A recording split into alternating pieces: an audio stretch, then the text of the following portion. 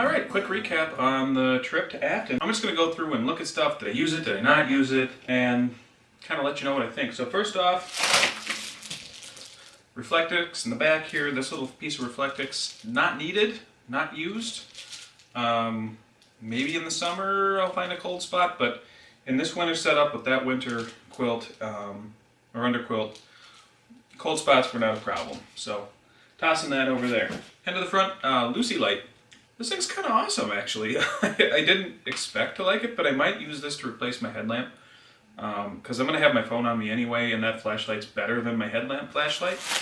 My headlamp, the little Petzl with the red and the white modes and whatever.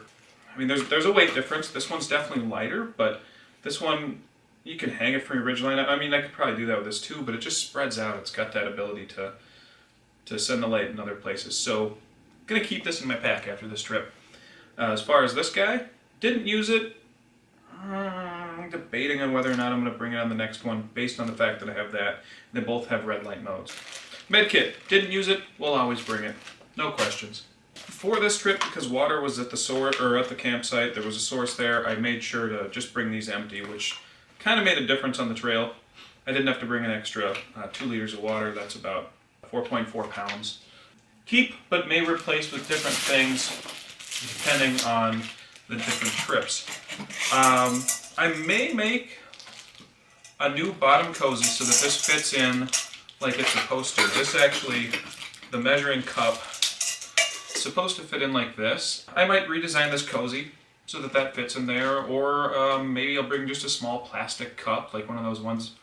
Some of you guys are, we're in Boy Scouts or whatever, the little plastic cups that come with the mess kits. This Vargo screen worked way better than I thought it would.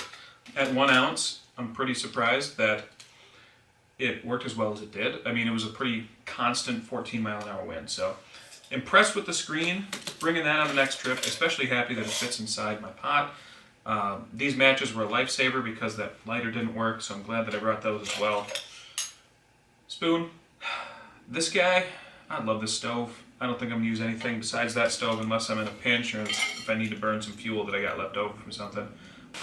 There was food I ate, there was food I didn't eat. I was kind of planning on spending lunch there, and then I didn't. So I still have the beef teriyaki with rice sticking around. This one does expire soon. I mean, I probably get away with eating it this summer, and I might, or maybe on my next trip in a month or so.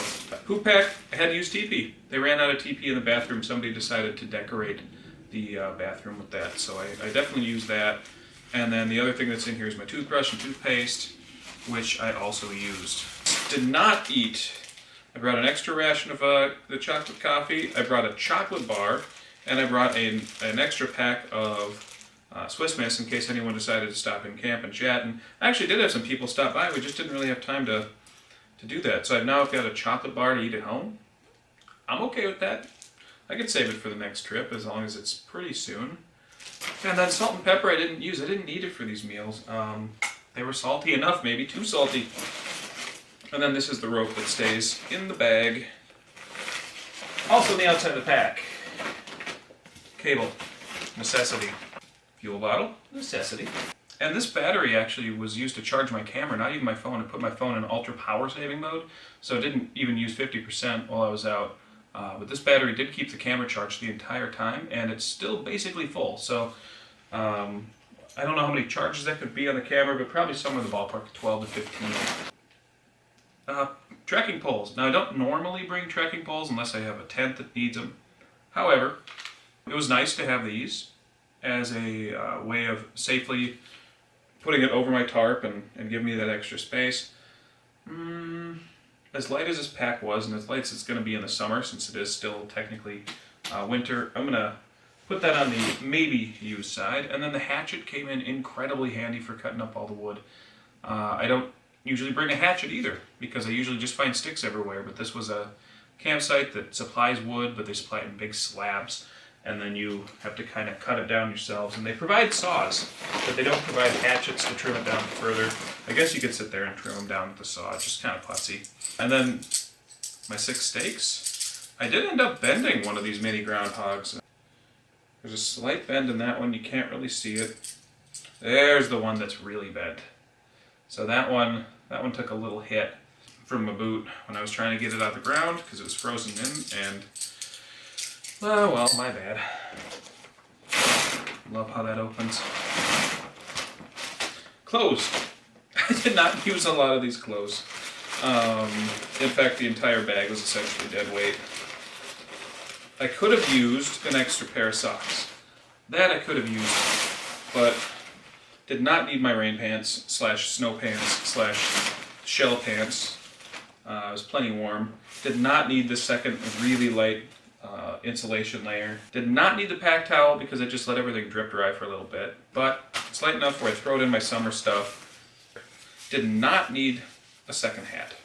This is actually a Down outdoor research hat, and it's very dorky, and it's yellow, and it's obnoxious, and my wife makes fun of me for it. But I thought it would be a good hat to sleep in. Turns out it never left the pack, so throwing that over there with the not needed. And then I've got an old fleece shirt that I also didn't need because I already have a fleece shirt on, and I had I had a down vest and a down coat and 2 layers of merino wool on. I wasn't getting cold. So this entire thing was pretty much dead weight in my pack. Superfly was awesome. It was super flat.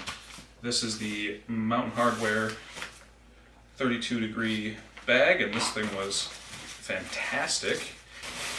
It packs down so small, so tight, that it just boggles the mind. War bonnet. This is my underquilt protector slash rock bag. I just leave that packed all the time. Doesn't seem to phase that at all. Here is the Enlightened Equipment overquilt that I use in the summer slash use it in the winter as a second layer. A couple other things. Sit pad. This was amazing at keeping my feet warm. I am bringing that every trip for the rest of my life. Pillow. Good for warm trips, for cold trips. Not so good for probably warmer trips. Just dead weight. My underquilt. This thing was fantastic.